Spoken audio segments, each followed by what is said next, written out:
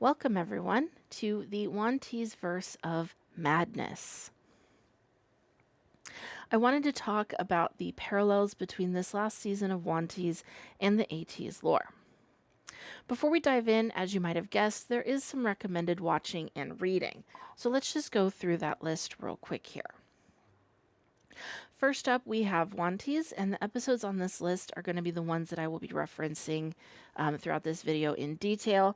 I do want to preface all of this by saying that everything I'm going to be talking about in this video and the parallels that I was seeing, I don't believe applied to prior seasons of Wanteez. In my opinion, this season, which was the spring of 2026 season, actually felt very different to the previous seasons of Wanteez, with the exception of episode 43. I started thinking of this season of Wanteez sort of as its own little mini multiverse. Episode 43 was the one that was sort of set in our universe, and the rest took place in other universes. So we have the past life regression episodes, that's 41 and 42. We have the boy love episodes, that's 44 and 45. And then we have the hunt, which is episodes 46, 47, and 48. The other required watching, if you will, is going to be from the official Ateez YouTube channel. This is going to be a large chunk of the Golden Hour Part 5 playlist, and it's everything that we're going to sort of consider canon to Ateez's lore. So first up, we have Question Yourself, then the Golden Hour Part 5 concept trailer, the mood spoiler Chase the Sopro, the Golden Hour Part 5 preview, the bad official music video teasers 1 and 2, the bad music video trailer, the bad music video itself, and then finally the bad epilogue. I'm not going to be discussing every single video on this list, but I do suggest watching them all for context. It's also going to be very helpful if you have read the Ateez lore diaries or even watched a summary of what is contained within the lore. If you have not read the lore diaries and you would like to, I will be putting a link down in the description to a Google Doc that is maintained by another Atiny that has all of the Golden Hour, or all of the Ateez lore diaries from the beginning up through the end of Golden Hour Part 4. Now, the videos on this slide are not required watching. They're just sort of recommended, mostly because they are really good. The first one on this list is the Marvel show Loki. That is, you can find that over on Disney+.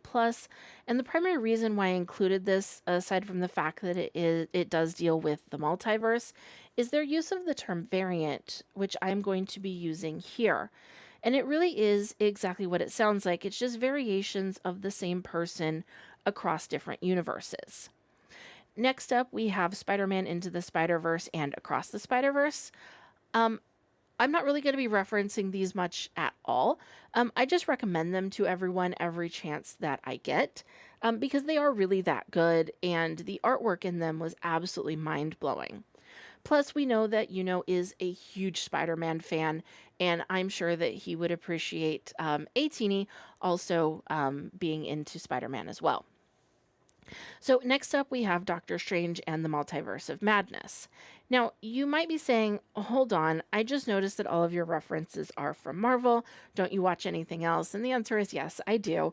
But I thought that Marvel was probably going to be the multiverse that most people would be familiar with. There are certainly excellent depictions of the multiverse elsewhere in science fiction, but I think most people, even if they haven't watched it, are at least aware of the existence of the multiverse in the Marvel Cinematic Universe. So it seemed like a very useful comparison to be using, and it's also something that Ateez has used themselves. If you look at the last item on this list, it's Ateez in the Wanteezverse of Madness, which was the 4th anniversary special, and which takes its name directly from Doctor Strange and the Multiverse of Madness. Now, if you are all caught up, congratulations. That is a lot of video to watch and a lot of reading. I'm hoping that you've already read and seen most of it already. And if you haven't, I highly recommend after you finish this video that you go watch at least some of it. So now that we're all on the same page, let's dive into the Wanteezverse. So, like you saw on the first slide, this video is called the Wanteezverse of Madness. And if you watch the Wanteezverse of Madness, you will remember that it's the 4th anniversary special that had our universe's Hongjun and variants of each of the members from across the multiverse coming together to celebrate Ateez's 4th anniversary. And if you haven't watched it, it's well worth it for Young's performance alone. I think that he stole the show very much in this one. And I was sad that it was over as quickly as it was because it was just so wonderfully chaotic. But we are not really going to be focusing on Young in this video. He is going to come up, but this video is about Yeosang. So now that the Bad Music video and the Golden Hour Part 5 album have both been released, and I watched them on repeat quite a bit, I decided to take a break and go back and rewatch the most recent season of Wanteez. And while I was watching the Hunt episodes, my pattern recognition all of a sudden just started going crazy, and I began seeing connections between the music video, the lore, and the Wanteez episodes that I listed at the beginning of this video. So we're going to start by taking a look at Yeosang's past life in Wanteez. And I want to make it very clear that I am not stating any opinions here on reincarnation or on the field of past life regression hypnosis. I'm only going to be talking about what was contained within these episodes. And for reasons that we're about to dive into, I do not believe that what we saw in this episode was actually past life regression hypnosis. I actually believe that this was scripted acting. Now, I can hear what you're about to say. The members are not very good actors. Haven't you watched, the rest of Wanteez and a lot of the rest of their content? And the answer is yes, I have. But most of what happens in Wanteez and in the variety show content is not really acting. The members have a concept of a character that either they've come up with themselves or that they are given by the staff. And they're also, I believe, being given, prompts from off screen.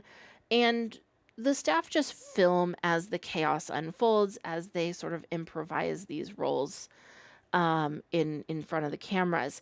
It's not meant to be scripted in the way that something like a drama is. It's something that's meant to be much more loose and much more improvisational. And I do think that the members, including Yeosang, are much better actors than we have been giving them credit for. Now, out of all of the members, Yeosang's past life story was the most fascinating. And if you will forgive the expression, it was certainly the most eye-catching. When under hypnosis, he begins talking about having lots of eyes, and quickly clarifies that he doesn't think that he is human. He describes himself repeatedly as looking down on people from above and watching while remaining unseen.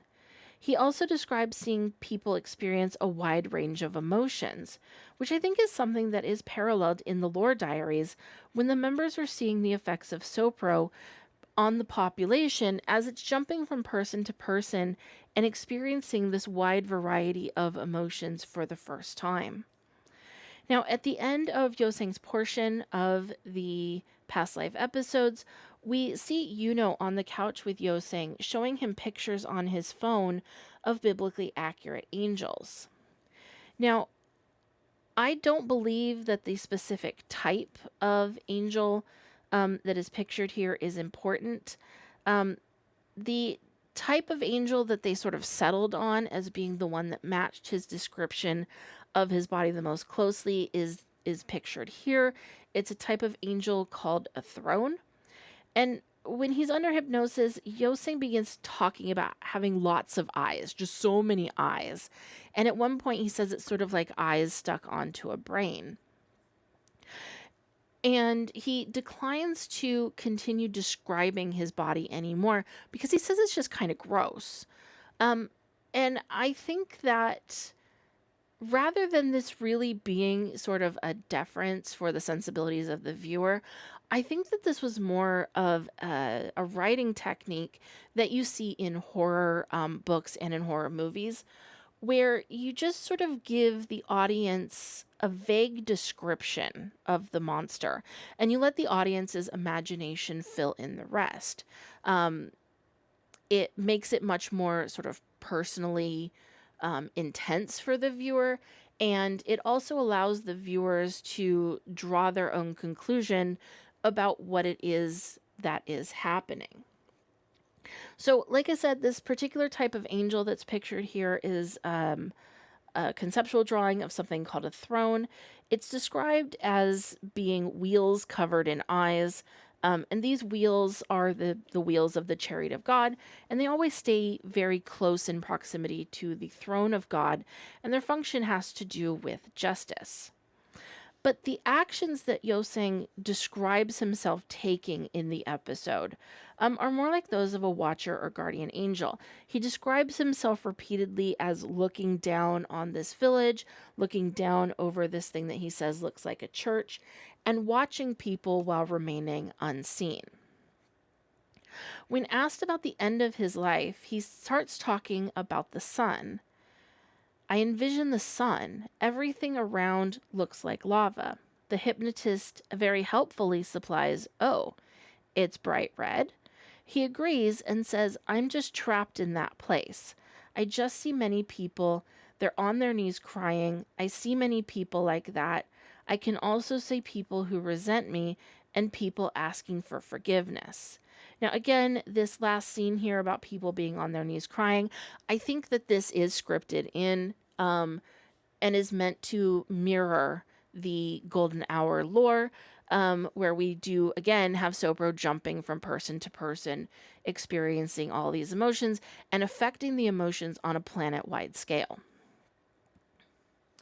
But on the surface, I believe that the death that he's describing is the death of a planet when its sun turns into a red giant. And this is something that is going to happen to our own sun in several billion years.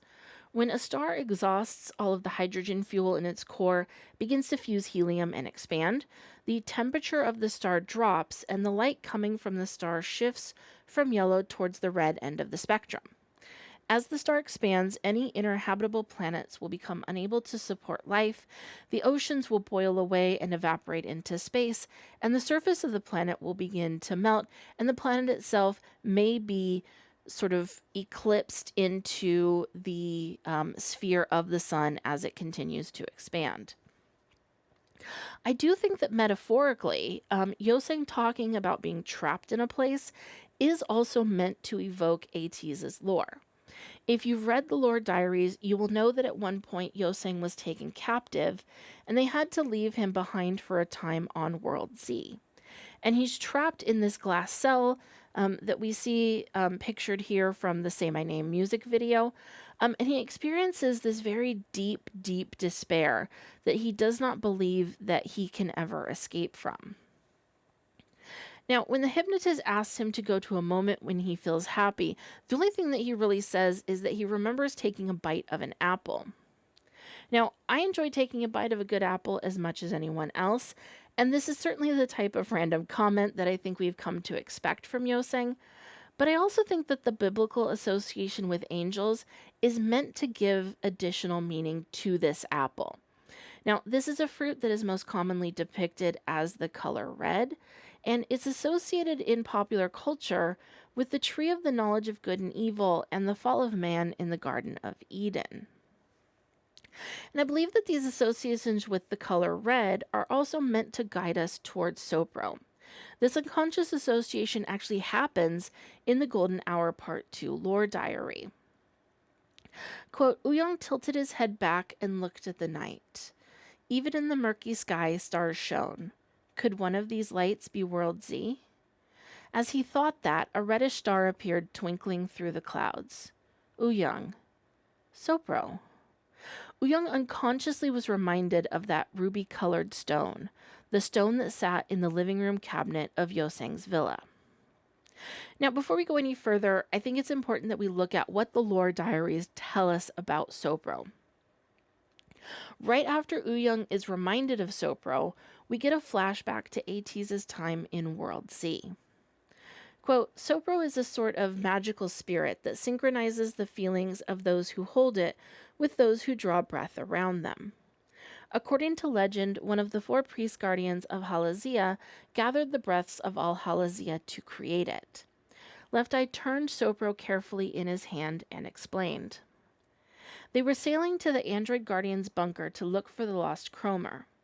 One of the younger Grimes siblings, reaching for the stone without hesitation, chimed in, "Then we should use it to awaken the emotions of the people and the guardians." Left Eye stopped him and offered a cautious thought. Why was something as precious as this thrown away in the Strickland disposal site? An elder sister of the Grimes siblings replied to Left Eye, "It must have been swept up and thrown away with all the countless particles of emotion or our voices. I doubt they knew what it was and just tossed it away." Left Eye turned his head to the side and examined the stone, which shone the enchanting color of blood. "Legends are just legends. It might be dangerous. Let's only use this as a last resort." At the beginning of the Golden Hour Part 3 diary, we have a monologue from Sopro about their existence. And it talks about how it's been alive for as long as it can remember, but it has no idea who or what it is. It's alone in its world, and it cannot find any answers from outside itself or from inside its own mind, so it gives up on thinking, quote, "because I couldn't come to any answers on my own, and the world wouldn't give me one either. I floated aimlessly in the world, existing without a thought. That day was no different. It was a day of simply existing, until all at once the liquid surrounding me began to heat up intensely. At last the world was changing. I floated, still hoping the world might give me an answer. Then, without warning, an unending light appeared, and I was swept away by it. Once again, not by my own will, and when I finally came to my senses, I had a body. I felt joy. It was pure joy, and for the first time since birth, I experienced the emotion of joy. I felt like I could do anything." Now, you could accuse me of making a little bit of a stretch here with what I'm about to say, and I would be okay with that, as long as you're nice about it. But we know from the next passage in the Lore Diaries that this scene is, from Sopro's perspective, where Ouyang frees Sopro from its red cube, and Sopro then goes into Ouyang. And I think there's two different ways that we can look at this scene, and I do not believe that they are mutually exclusive. The first is that this is not just the freeing of Sopro, but this is the fall of Sopro. So, much like Adam and Eve in the biblical story, Sopro existed in a state of innocence. It did not know anything outside of its cube, which was its entire universe. It did not have any knowledge of what existed outside of itself. And then once Ouyang freed them, they were now free to move about our world and seek knowledge of different experiences and different emotions. I think that we can also view Sopro itself as the forbidden fruit. So after Ouyang confesses that he is the one who freed Sopro, Hongjun, San, and Xianghua all speak of having been tempted to use Sopro in their own turn, and we also later learn that Yeosang saw Ouyang release it and made no move to stop him. In the trailer for the Bad Music video, we open with a shot of Yeosang being hypnotized with a red gem by a mystery woman that we now know to be Sopro, as portrayed by Chase Infinity. And this scene, while not in the same room that we exactly saw in Wanteez, I do think that it echoes it very interestingly.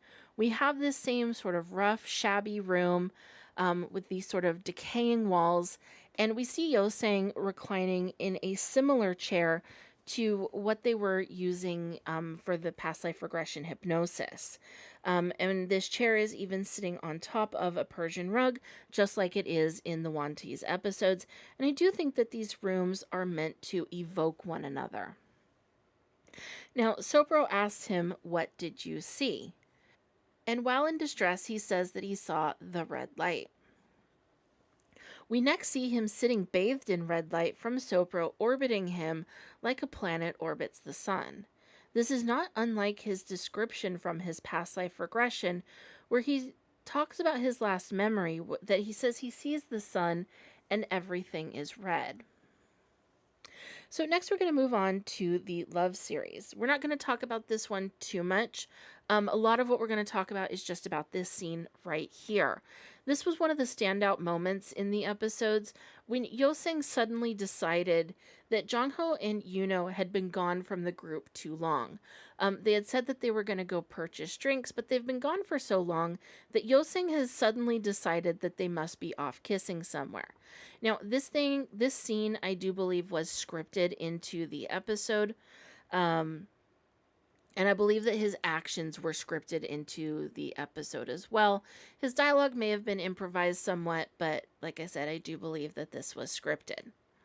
So Yeosang very noisily sneaks around this school that they're filming in to go looking for Yuno and Jongho, and finally finds them and peeks around the edge of the doorway into the room to see what's going on, but he never actually enters the room, and when they catch him, he runs away, yelling behind him, "I am not Yeosang." Incidentally, right before this scene, San asks if he can have a kiss too, to which Yeosang very quickly says no, and the captions tell us that Yeosang puts up a wall.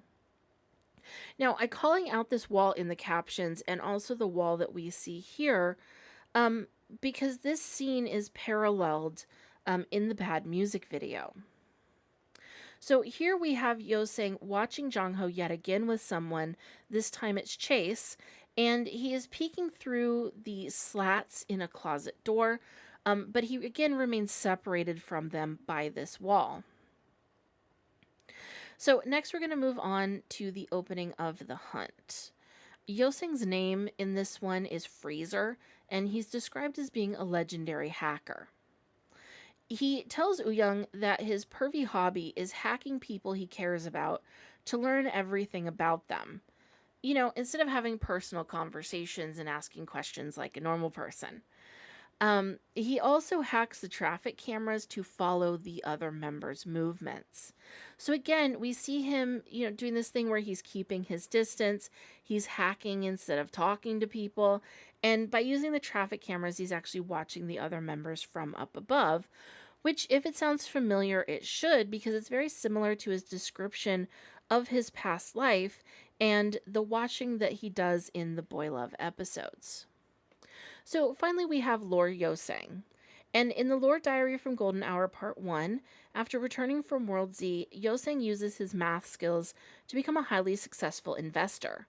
He uses his wealth to support the arts and finances the publishing of Hongjun's book about their experiences in World Z. In Part 2, he is the most resistant to Uyang's attempt to get the band back together and make another try at achieving their dream. And I'm just going to quote from this argument that the two of them had, because I think that there is a key word that we're going to come across towards the end of this passage. Quote, Yeosang, grow up. How long do you plan on acting so recklessly? Until we fail for good, I just want to keep giving it my all. We never really tried. You're just running away, afraid to face the fact that we've fallen this far and using the need to make a living as an excuse. Your real failure is being afraid to fail. These words echoed in Uyang's mind, but Yeosang's cold and cynical retort shattered him before he was ever able to sort through his thoughts. In the Lore Diary for Golden Hour Part 3, we get a flashback to Yeosang's period of imprisonment in that glass cell that we already talked about on the Guardian's Island, and we also see Yeosang under the influence of Sopro. The image of Yeosang standing there on the other side of that glass window reminded them how he had looked trapped by the Guardians and desolate of hope. It seemed as though, while Yeosang's body was there in World A, his mind was still stuck in that moment, in that place on World Z. Tears flowed from his empty eyes. Now, I'm going to continue quoting for a bit from this part of the Lore Diaries, because there are a few key words that, again, really stood out to me. Back then, after the others had found their way back to World Z and saved Yeosang, it was as though he'd lost his voice, as though he were someone who had lost all feeling, devoid of emotion, and showing no reaction even to the members' words. It wasn't until much later that Yeosang began to open up about that time. I thought there was no way out. At first, I tried to find ways to survive, to escape, but before long, I realized that there was no way. I don't know if the Guardian stole my emotions from me, or Yeosang swallowed his words and left the thought unfinished, but the members knew what he meant to say. Though they had wanted to fully understand what Yeosang had gone through during his time trapped alone there, they also knew that there are times when effort alone is not enough. The most they could do for him was to hold his frozen hands and hope that the warmth might reach his heart. No words felt right, no words were enough. Pushing aside the thought that they needed to look for the factory owner, Uyung rushed to pull open the glass door. He couldn't bear to see Yeosang trapped anywhere any longer. Uyung held Yeosang's hand. It was cold, just as it had been that time. He prayed that the warmth of his hand might reach him. So you might have guessed already kind of where I'm going with this, if you picked up on the same words that I did. But I think that the Wanteez hunt name of Freezer for Yeosang is a direct reference to this part of the lore.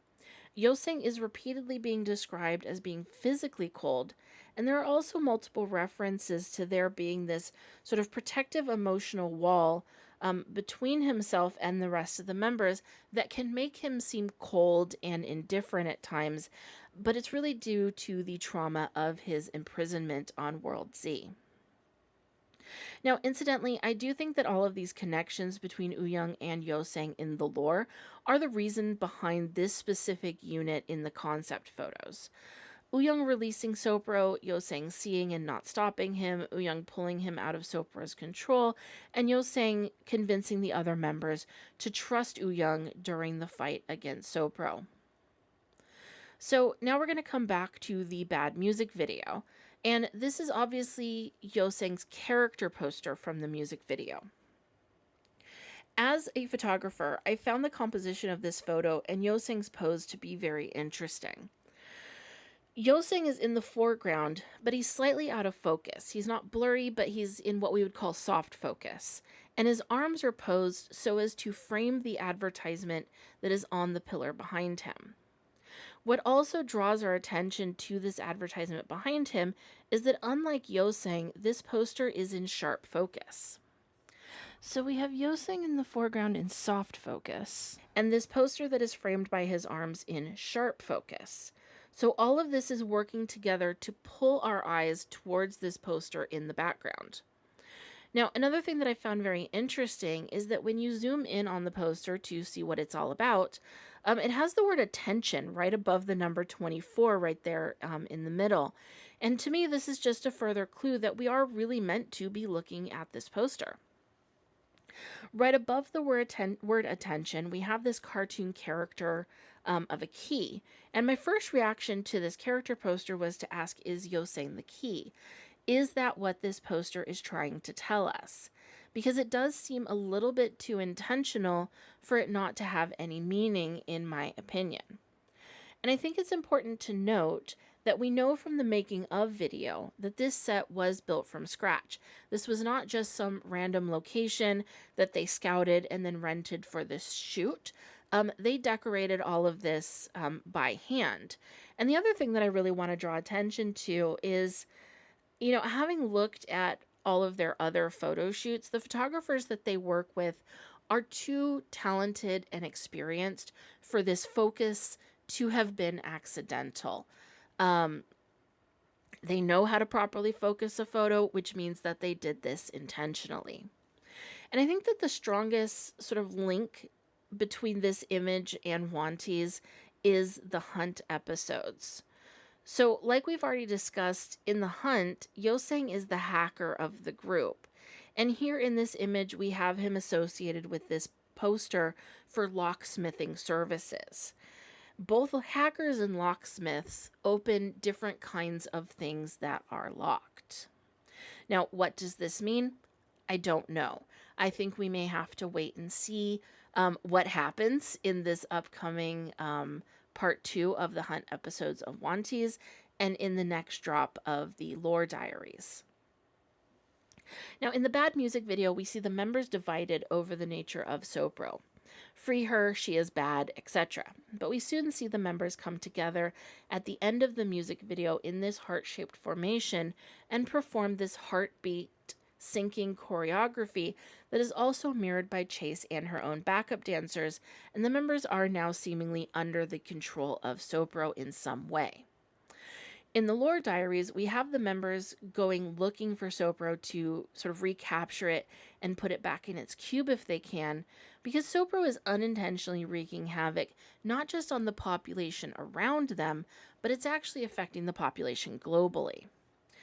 Now, this sort of hunt for Sopro very quickly turns around on the members. Sopro burrows down into the ground in a graveyard and builds itself a body, and goes on the offensive against Ateez. There is a little bit of a rift that opens up in the group while they are trying to stop Sopro, but they all come together after Yeosang pleads for them to trust Yeosang when he turns off the fire hose that they have been using against Sopro to hold Sopro off. And again, when Yeosang is swallowed by Sopro, Yeosang is the first to chase after him, and then this sort of activates the rest of the members into joining hands and following him as they too get sucked into Sopro's vortex. Now, circling back to the Hunt episodes, these episodes actually follow a very similar general overall story arc to both the lore and the bad music video. So just as a quick summary, we have the members starting off by hunting down these jewels, the tears and snot of the dragon, that they want to steal from inside this abandoned police station. Incidentally, these jewels are red, set in gold. And again, like I said, every time I think at this point that we see the color red, we should at least be questioning if this is meant to give us an association with Sopro. Now, once they grab a hold of these jewels and Seonghwa very gleefully puts them in his case, the plot quickly turns around on them, and the members are no longer the hunters, but they are the prey. They are being hunted. And stop if you haven't seen the episodes yet, because spoilers, but the episodes end with the members all getting drugged and carted away in a van for some kind of medical experimentation. So again, just to talk about that general story arc, in the music video, in the lore, and in the hunt, the members sort of start off as the hunters chasing after Sopro or the red jewels. It turns around on them. They are no longer the hunters. They become the hunted. And everything ends with them incapacitated in some way. Now, this screenshot right here is from Atiny's Voyage, the teeny mystery fan meeting that happened in Seoul recently. The members appeared on stage wearing these costumes to perform Bad. Obviously, they wore them to perform other songs, but Bad is the first song that they appear on stage wearing these costumes. And to me, these sort of look almost like Halloween costume versions of what they were wearing in the hunt. Seonghwa even has the same or a similar pouch strapped to his arm. In both of them, Hongjun is wearing his safety glasses. So I think that this is meant to create another link in our minds between Bad and the hunt. In the AZ and diary versions of Golden Hour Part 5, we have trading cards for each of the members as seen here. In the hunt, the team stumble across bounties on each of the prey, and we catch a glimpse of a document that has what looks like video game stats on each of the members and the other prey. And we know this because, when he's looking at the document, very helpfully points out that his stamina is very high. Now, stamina is the word that was used in the translation in the English captions, but if you come over here and look at the trading card, you can see that one of the stats that we have is for endurance. And endurance and stamina are, of course, synonyms for each other. So I do think that this is sort of planted as a direct link, again, between Wanteez and the Ateez lore. Now, this trading card, in my opinion, sort of ties together all of these variants of Yeosang that we have been discussing. According to the card, his position is Discernment Core. He maintains emotional distance and is best at tracking Sopro's movements. Or to put it in other words, he keeps his distance and watches, which again is something that we saw him do in each of the episodes of Wanteez that we discussed. We see it in the music video, and we see it in the lore diaries. Now, I would be remiss if I didn't say something about the teaser that just dropped for The Hunt Part 2. It almost felt like Ateez saw my notes for this video, because the first shot of a member that we see is this glimpse of Yeosang blindfolded and seemingly unconscious. And the last shot we see is Yeosang with what I can only assume is his emotional support hammer. I cannot wait for these new episodes to drop. I'm getting Resident Evil vibes from the trailer, but I don't want to speculate too much on what's going to happen since it drops so soon. Now, just as a side note, I thought we were going to have to wait until October for The Hunt Part 2 based on this screenshot from the end of that video that the members find while looking for evidence about the hunt. So now that we know that it's dropping on July 30th, that means that this date of October the 4th, 2026 at 9 p.m. is still a giant question mark. Now, the first episode of the spring 2026 season of Wanteez dropped on March 19th, 2026, and the Golden Hour Part 5 comeback was announced on May the 21st, 2026. This is a gap of 63 days.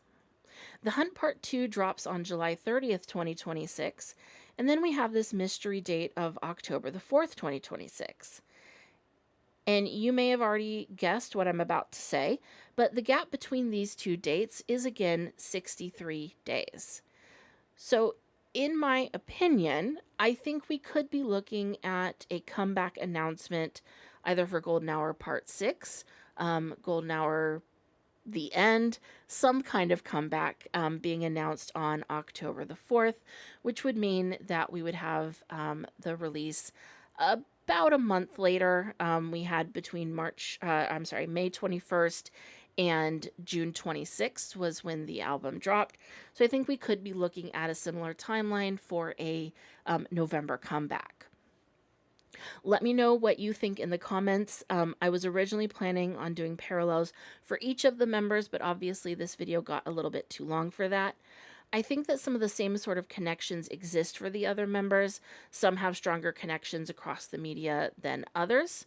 And I think if I do another one of these, the next one I would want to do would be for Jongho, because I think that he also has some interesting parallels.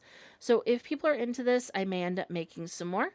Let me know what you think in the comments, and thank you so much for sticking with me to the end.